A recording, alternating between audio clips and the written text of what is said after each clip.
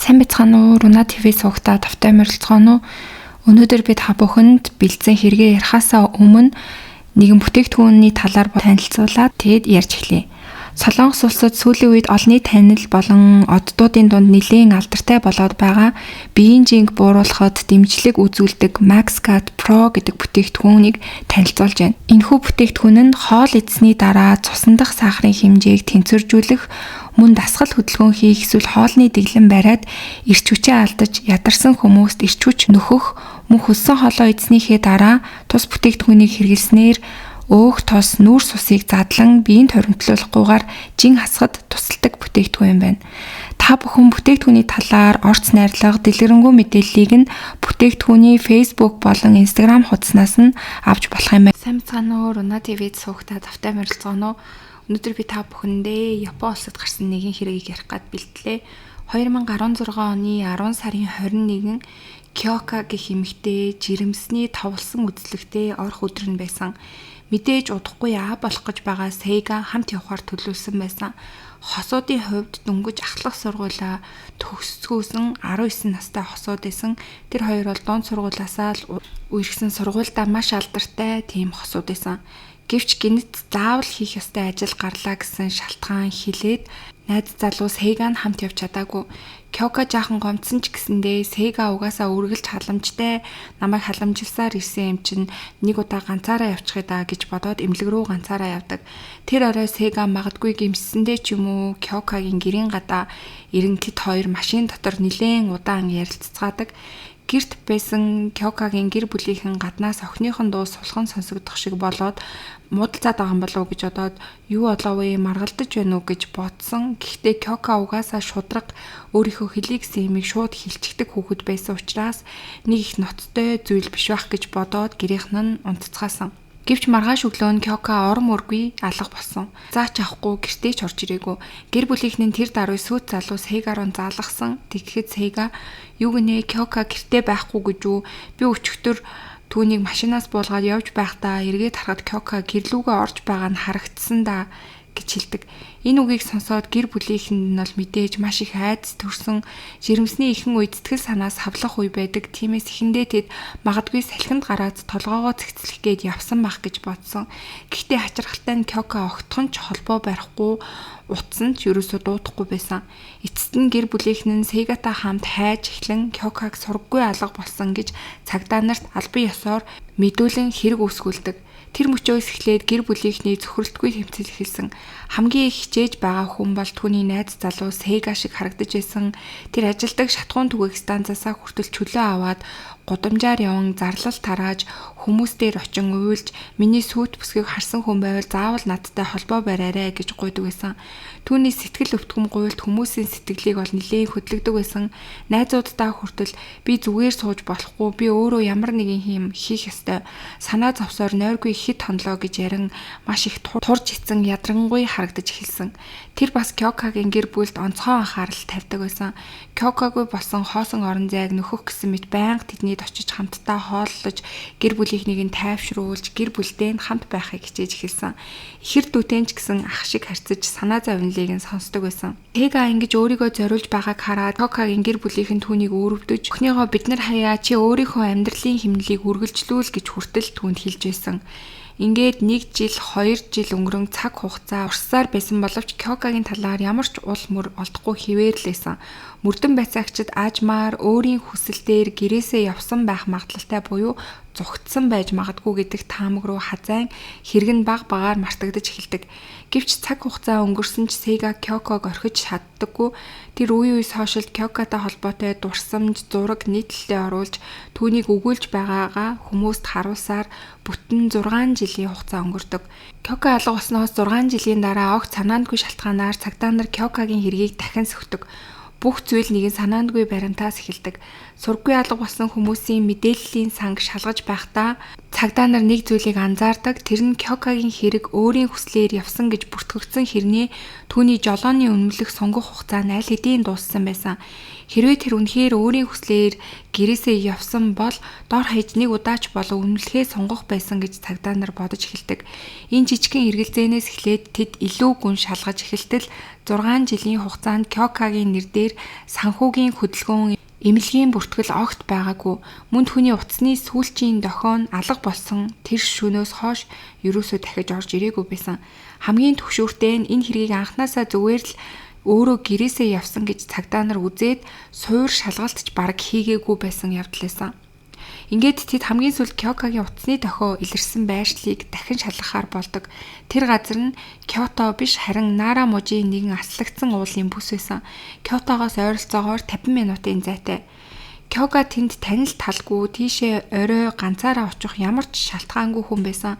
Ингээд цагдаа нар анх удаа боддоор энэ бол зүгээр нэг гэрээсээ явсан зүгтсэн хэрэг биш, хин нэгэн хүний үйлдсэн ноцтой гэмт хэрэг байх магадлалтай гэж үзэж эхэлдэг.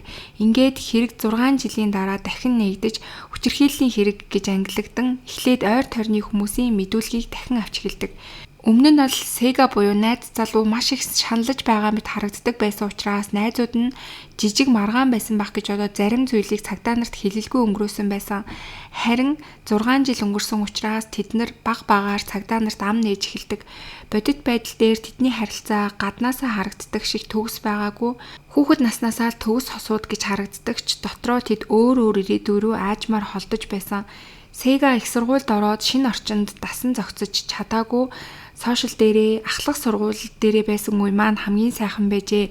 Энд хитрхи хэцүү байна гэх мэт пост оруулж өнгөрсөндөө гатсан юм шиг зүйлсийг бичдэг байсан. Эцэст нь тэр анхны жилээч дуусгалгүй их сургуулиасаа гардаг. Харин найз бүсгүй Кёка эсэргээрээ гоо сайхны мэрэгчлэр зорилгоо тодорхойлж бусдаас илүү хичээдэг. Жирэмсэн босныхоо дараа ч ирээдүгээ бодож би сайн ээж болно гэж өөрийгөө бэлдэж байсан талаар найзууд нь ярьдаг. Кёка амьдралын зорилго нь тод байсан бол Сега өсөн нэмэгдэх хариуцлагын дарамтанд дарагдаж эхэлсэн байсан. Тэр жижиг зөрчилж даахгүй асуудалтай нүүр тулахын оронд худлаа ярьж бултдах хандлагыг хөвчлэн харуулдаг байсан. Тэгээ түүний худлаа ярьсан энэ ярианууд нь тэр хоёрын харилцаанд хор болж Кёка шудраг хатуу зангаараа зүгээр өнгөрөх хүн биш байсан гэж найзууд нь ярьсан. Тэр байнга л түүнийг чи над худлаа яриад байна үннээ хэл гэж Сегад сануулж түүнийг засаж залруулахыг хичээдэг байсан гэж найзууд нь ярьсан. Тэр бүр Сега үнэндээ нүүр тулах бүрд түүний царай өөрчлөгддөг байсан гэж Кёкаг тэгж ярих болгон Сегагийн нүүр маш их хувирч өөрчлөгддөг байсан гэж найзууд нь ярьж исэн. Тухайн үед бол найзууд нь энэ талаараа яриаггүй байсан. Гэвч 6 жилийн дараа энэ жижигхэн дурсамж нь мөрдөн байцаалтын чиглэлийг эргүүлэх шийдвэрлэх өлхүүр нь болж хувирдаг. Цагдаа нар мэдүүлгүүдийг дахин үзэх тусам Сегад эргэлзэх хэрэглэзээнүүд гарч ирдэг. Тэр шөнө Кёка гэртээ орж байгааг Сегагаас өөр харсан хүн байгаагүй. Ингээд 6 жилийн дараа Сейка Сузумиг дахин дуудан байцаалт авдаг. Тэр өмнөгшгээ тайван харагдаж байсан. Гэвч дэлгэцэн дээр Кёкагийн утасны сүүлчийн дохио илэрсэн газрыг түүнд харуулмагц өрөөний уур амьсгал өөрчлөгдөж эхэлсэн. Энэ нь бол Кёто биш Нара мужийн уул байна гэж түүнд харуулсан. Сега дэлгэц рүү ширтээд хөссөн юм шиг болсон. Тэгээ хэдийгээр ам ангаахгүйсэн ч гэсэндээ нүд нь бол хоёр тишээгээ ингэж чичирж байгаа нь харагдчихсэн. Тэгжээснээ удалгүй би Кёкагийн амь насыг хөнөөсөн. Тэгээд ууланд тайсан гэд шууд цагдаа нарт үннээ хэлж эхэлдэг. Тэгээ түүний ярьснаар бол тэр өдөр болсон явдал нь бидний өмнө нь мэдсэн түүхээс тис өөр байсан. 2016 оны 10 сарын 21 бол хүүхэд нь эрүүл байгаа эсхийг үзүүлэх сэтгэл тогтлом өдөр байсан. Гэвч Сега ажил ихтэй гарч чадахгүй ингэж Кётод хилээд очоогүй. Гэтэл энэ нь бол худлаа ярьсан байсан. Тэр үнэндээ найзуудтайгаа зугаалахыг хүссэн учраас тэгж хэлсэн байсан. Кёко бол үнийг нь мэдээд түүний ярьдаг жижиг худлуудаас нь залхаж урам нь хуурсан. Тэр орой тэр хоёр машин дотор ярилцаж эхэлсэн. Кёко бол бухимдлаа гарган чи аа болох гэж байгаа хүн байж яаж ингэж аашлаж чаддаг юм бэ? Чамд үнэхээр урам хуурч байна гэж хэлсэн. Кёкагийн үгс анхаарал халамж ирээдүгээ бодсон санаа тавьсан зүйлсүүд байсан. Хүүхдүүдийнхаа төлөө, ирээдүйн амьдралынхаа төлөө. Гэвч Сега бол үүнийг нь зөвлөгөө гэж хүлээж аваагүй. Түүнд энэ бүхэн нь шүүмжлэл шиг сонсогдсон байгаа. Түүний царай улам барааж машин дотор уур амьсгалаас ширүүсч эхэлсэн. Тэгээд Сегагийн толгойд нэг бодол гинт орж ирсэн гэж байгаа. Одоо ингээд насан туршдаа бит хоёр ингээд амьдрах юм уу? Би ингэж амьдарч чадахгүй юм байна. Хэрвээ тэр байхгүй болчихвол бүх зүйл өөрчлөгдөх болов уу гэж хэлсэн гэж байгаа. Тэгээд Сега уураа барьж чадалгүй. Би үнэхээр тийм их буруу зүйл хийгээд байгаа мó? Чи яагаад ийм жижиг зүйлсийг байнга том болгож над руу дайрдаг юм бэ гэж дууга өндөрсгөж эхэлсэн. Тэгээ энэ үед бол Кёка ч гэсэндээ түүнд бууж өгөхгүй түүнтэй маргалдаж исэн. Тэгээ яг энэ үед бол түүний ууран дээцэгтэй хүрэн Кёкагийн хоолойг нь боож удалгүй найз залуугийнхаа гарт харамсалтайгаар амнасаа алдсан. Гэхдээ хамгийн аимшигтай нь хэрэг үйлцснийхээ дараа Сега санаанд оромгүй тайван байсан.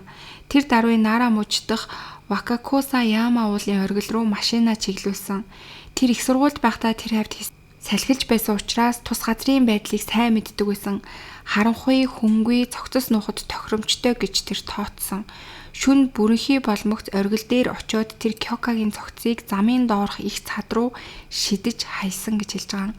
Мөн баримт үлдээхгүй тулд Кёкагийн утас, цүнх, бусад эд зүйлсийг тус-тусад нь өөр газарт булсан гэдгээ хүлээсэн. Бүх ул мөрийг арилгалаа гэж итгээд тэр Кёто руугаа бутсан. Дараа өглөө нь юу ч болоогүй юм шиг дүр эсгэж гэр бүлд нь би Кёка гэртээ орж байгааг нь тодорхой харсан гэж худлаа ярьсан байгаа. Ингээд тэр 6 жилийн турш үргэлжилсэн жүжигээ тавьж эхэлсэн байсан. Түүний мэдүүлгийн дараа цагдаа нар Вакакуса Яма руу яарцгаасан. 2022 оны 2 сарын 17-нд өвлийн жаварт ачигнсан тэр өдөр уулын оргил дээр том хэмжээний хайгуулыг цагдаа нар эхлүүлсэн. Удалгүй хөрсөн дундаас Кёкагийн хуучирсан үнэмлэх хувийн эд зүйлс нь нэг нэгээр гарч ирж эхэлсэн. Хөлдсөн газрын доороос эцэст нь Кёкагийн шарилын хэсгүүд олдож эхэлсэн. 6 жилийн турш түүнийг алсан хүн өрөвдмөр сүйт залуу мэт дүр эсгэж амьдарч байх хооронд Кёка тэр уулын оргил дээр ганцаархнаа байсан гэсэн үг байна.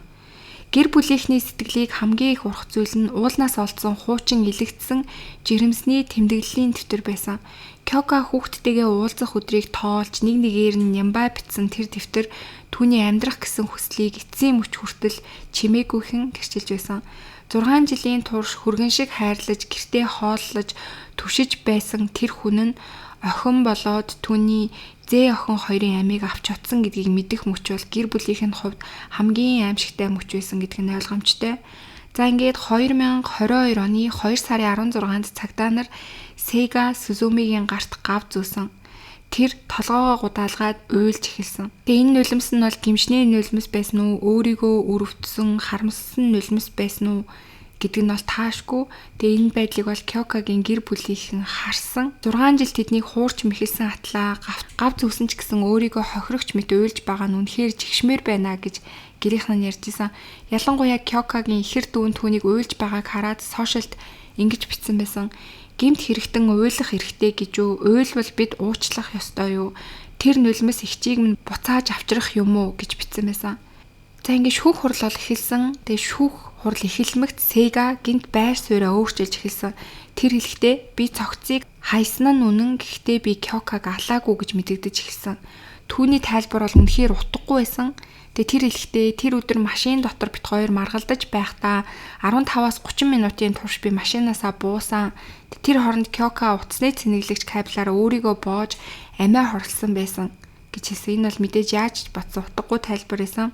Тэгэд энэ үед нь болохоор прокурор түүнээс тэгвэл чи яагаад тэр үед цагтаа дуудаагүй юм бэ гэд асуусан. Тэгсэн чинь тэр хэлэхдээ Кёка амиа хорлсон нь ил болох юм бол маш их өрөвдөлтөө харагдах учраас би алга болсон мэт болгохын тулд цогцыг нь хайсан гэж хариулсан байна. Тэгээ тэр бүр хэлэхдээ 6 жилийн турш гэр бүлийнхэнтэй хамт байсан нь Кёкад зориулсан миний хамгийн сүүлчийн халамж байсан гэж хэлсэн. Мэдээж шүүх хурал бол энэ бүхнийг тэр дорн няцаасан. Учир нь тэр анхны мөрдөн байцаалт дээр аль хэдийн би хийсэн гэд хэрэгээ хүлээж гисэн байсан.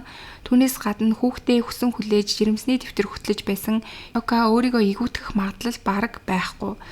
2023 оны 7 сарын 5-нд анхан шатны шүүхийн шийдвэр гарч Сегад 18 жилийн хорих ялыг оноосон. Шүүхийн дүгнэлтэнд шүүгдэгч өөрийн хүүхдийг тээж байсан сүйт бүсгүйгээ хөнөөгөөд дараа нь 6 жилийн турш түүний гэр бүлийг хуурч энгийн мэт амьдарсан. Хүн гэж хэлхийн аргагүй харгас хандлага үүнийг твчих боломжгүй гэж хэлсэн.